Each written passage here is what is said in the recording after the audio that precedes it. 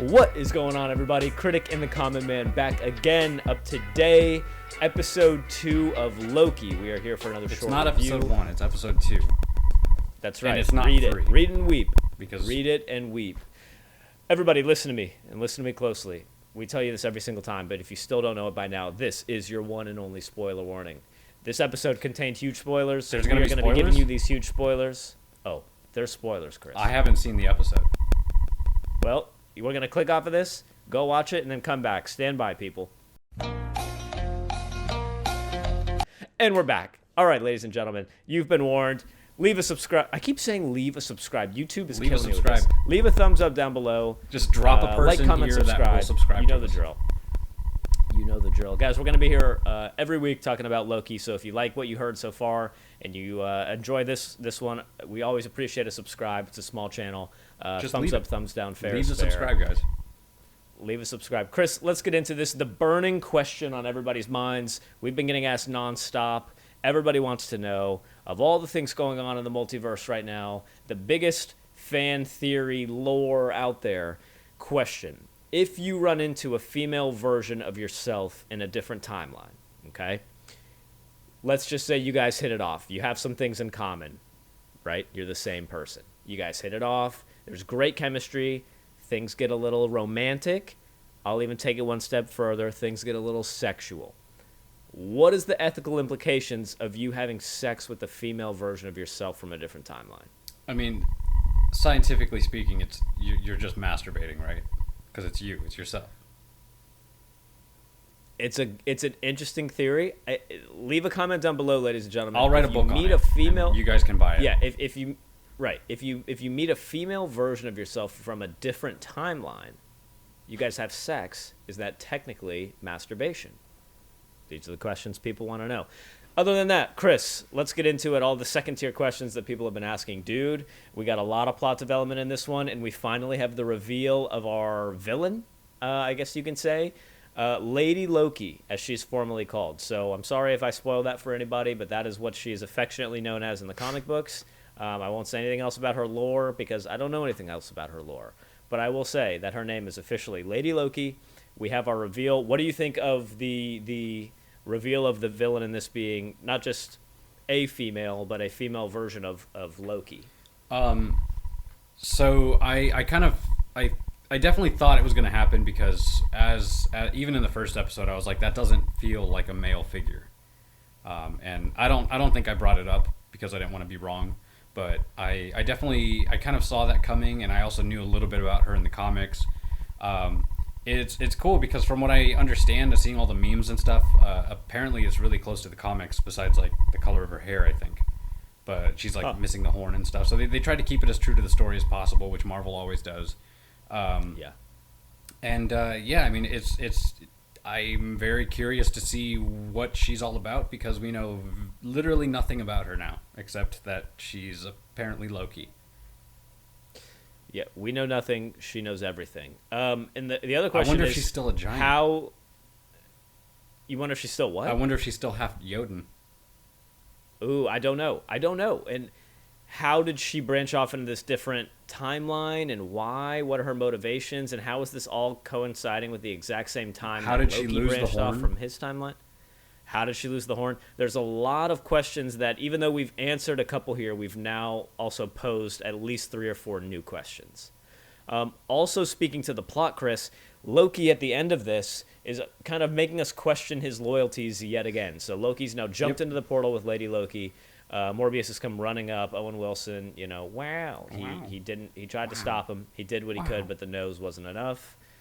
So my question for you now, Chris, is do you think that Loki is actually going to try and defeat Lady Loki here, or do you think that he is in fact trying to do a long play and kind of overthrow the timekeepers? I think Loki's always trying to do something. He's always trying to con somebody. That's his thing. Yeah.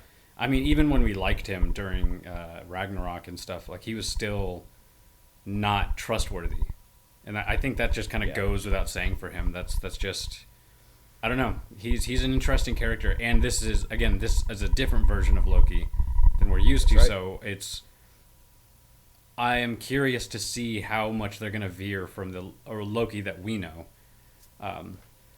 But I don't know. I'm sure he's got something up his sleeve, and I'm sure it involves double crossing Lady Loki as well, and also Morbius. Yeah. Yeah. I think if he could double cross Lady Loki, excuse me, and double cross Morbius, COVID. I think he would do it. I think that this Loki has pretty mischievous intentions regardless of who it's aimed at. Yeah. So I think if you give him the opportunity to win or to one up you regardless of who you are, I think he's going to do it. I don't think that he would kill Morbius or anything like that, but I do think that he would try to somehow get some Infinity Stones out of that dude's desk drawer and go back again. I don't know exactly what Loki we're dealing with now, because yes, he was the asshole version Loki, but he's now seen enough things to maybe kind of put himself in check with his hierarchy of power. Yeah, and he seems humbled now. Right. Which, by the way, just to touch on it for a moment, the conversation that Mobius and Loki had about what they believed to be true, and Mobius was talking... Morbius? Morpheus?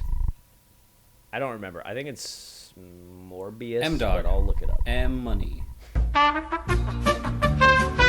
Mobius. Mobius. All right. Mobius. Yeah. I knew it the whole time. The whole time. You were right. I tricked you into looking it up.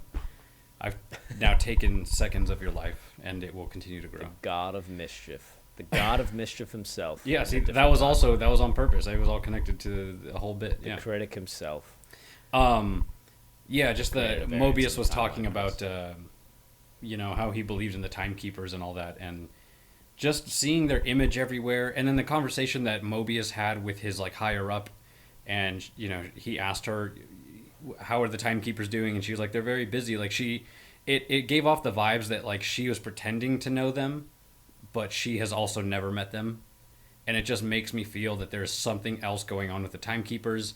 I don't know if they're weird time dictators or something. Obviously, people who've read the comics are aware and they know, but there's something really weird about the whole timekeepers thing being corporate, and Miss Minutes is I don't know. I'm weirded out by the whole situation. I don't know if I'm reading too much into it, but there's something going on with the timekeepers, and I'm gonna fucking find out.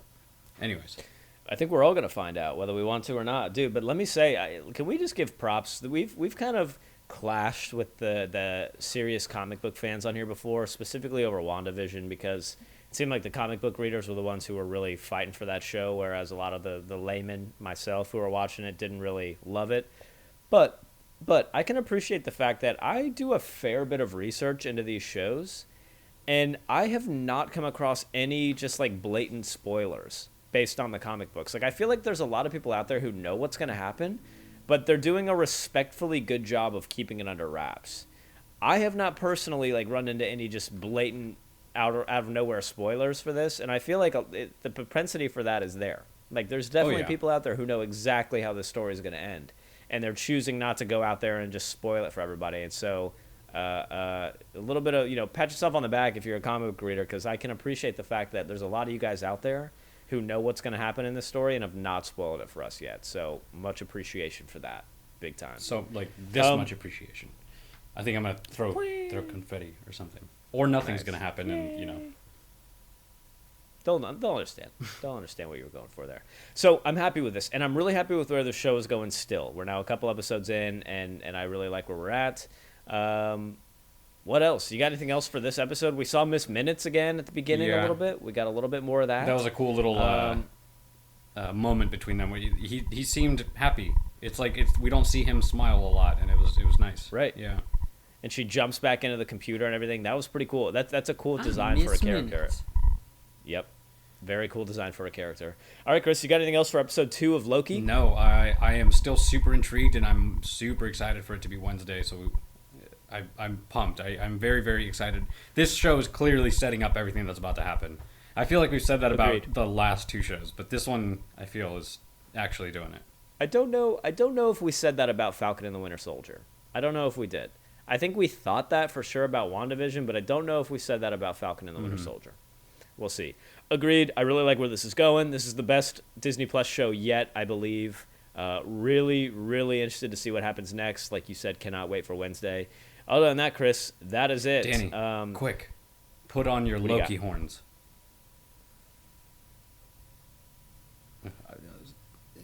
Well, then you can't see your face. Oh, right. They do kind of curl.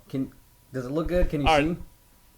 It looks perfect. Spot on replica of the TV show. Okay. All right, ladies and gentlemen, if you like what you heard here and you want to stick around for some more reviews of Loki as the season 1 goes on, go ahead and give us a subscribe. We'll be here every week before the new episode drops. Also, thumbs up, thumbs down. We appreciate it. This is just a nice conversation channel. We wanted to give a little review. It's always fun to jump on here for the TV shows. Yep. Criticinthecommonman.com, Critic in the Common Man on Instagram. You can find us if you want us. We're out there for your viewing pleasure. My arms Other than hurt. that, ladies and gentlemen, we are out of here. So long, everybody. Peace.